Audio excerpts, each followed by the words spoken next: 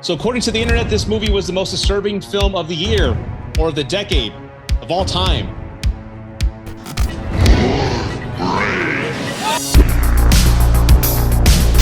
As I said in the opening, a lot of people were talking about this movie saying it was the most disturbing film they had seen in a number of years. Some people were saying of all time, be careful when you go to the theater, people were fainting, etc. Guys, I'm warning you, genuinely, be careful seeing Longlegs. It is terrifying.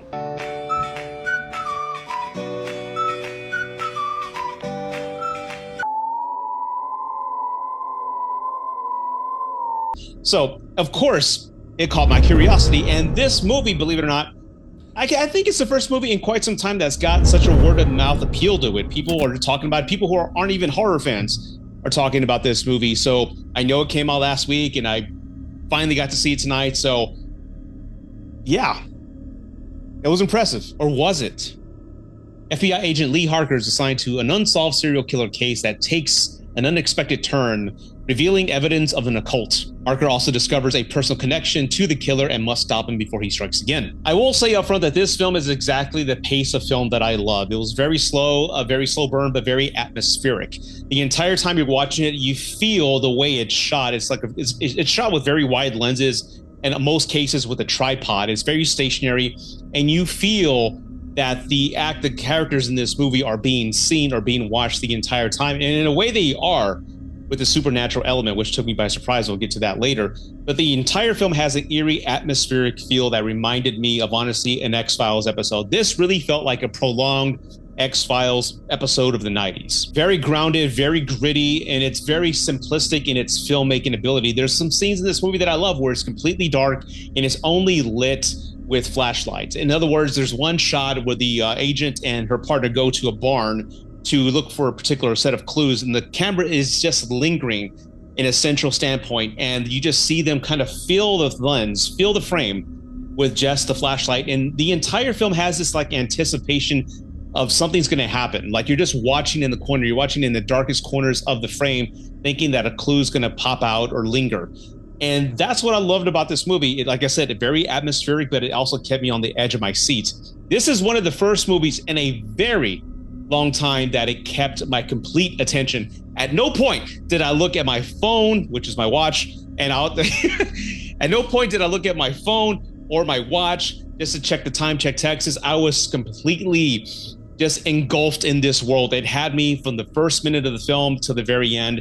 And it was a pleasant experience for me. This is the type of movies that I like. And I know for a lot of people, they may find this movie probably boring. I know a lot of young people may not have the attention span to see this movie all the way through or think it sucks. But for me, it was very atmospheric. I was just, like I said, in that world. I felt everything, and every shot of every frame of every scene, especially in the evenings, I'm scanning every frame of that shot to see if I can locate any clues, because again, you just feel like this presence of them being watched.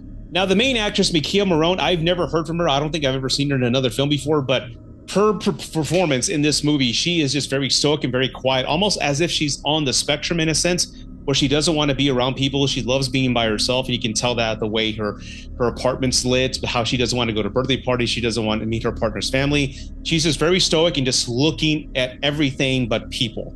And she's just paying attention to everything and listening to everything.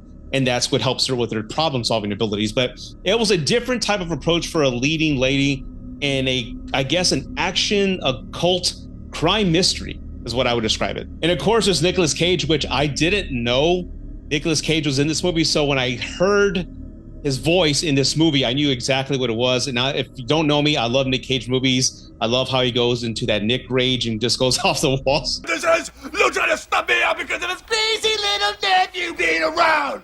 Well, vive la fucking France, man! And so there were some scenes in this movie that, if I didn't know it was Nick Cage, I would have found disturbing. But there's some scenes, especially when he's in a car, where I just busted out laughing because it's just Nick being Nick. And I love how he just gives us all in these performances. But again, in every movie, there's that 10 to 15 seconds. Ever heard of a line? Hey, have you ever been dragged to the sidewalk and beat until you pissed blood? Of Nick rage in the movie. So again, it should have been creepy. It should have been, oh my God, this is disturbing. But it's Nick being Nick. And that's what I found very enjoyable. maybe they should have cast maybe an unknown. I think it would have just landed in a creepier place for me. But again, I know it's Nick Cage, and he did a fantastic job. I love him in this movie. And again, quite shocked because I don't see him in any of the ads, or I haven't seen the trailer, to be honest. I went into this movie blind. I just saw the poster trailer of this movie. That's all I saw. So I didn't see anything else, but to see Nick Cage come up and do his thing, it was creepy. But again, there were moments where I just busted out laughing because it's Nick being Nick. Screaming at the door! Too late. Fuck you! Overall, this film, like I said, is very creepy. It reminds me of an extended X-Files movie, so to speak. It's got that grounded reality feel to it, and there's this tension and atmosphere throughout the entire film that I enjoyed. It's a slow pace, it's my pace, and I love this film. I recommend you go see it, especially if you like psychological horror movies, because this film is tough to categorize because it is a crime-solving movie with FBI agents trying to find a serial killer, but it's also dabbles in the occult and Satanism and the supernatural element. And those elements I did not see coming at the end. So if you're like me, who you go to a movie and you're like, all right, I'm going to figure out who's doing what and solve the whole motive, I had no idea. This movie caught me completely by surprise. There is an exposition dump toward the end of the movie that I think is needed to explain what's going on in the film. And without that, I think a lot of people would not have been able to put two and two together. But when that exposition dump comes in, it's like, oh, I would have never put that together. It's very original on how this is done. But if you listen to the clues at the beginning of the movie and references they make with other serial killers, as far as influencing people, I think you'll catch on. But again, I'm going to give this movie a thumbs up. I absolutely loved it. Go check it out. It's the Nick Cage movie. You'll be glad you did. And yeah, thanks for watching, everybody. If you enjoyed this review, please click the like button, hit the subscribe button, and tell me what you think. Did you like Long Legs? Put your comments down below. I'd love to hear from you. And again, thank you for watching. It really means a lot to me. I am almost finally at the 10,000 mark for subscribers. If you love this video and love what I do, please subscribe and just help me get there. I would appreciate that. Until then, everybody, peace. I'm out.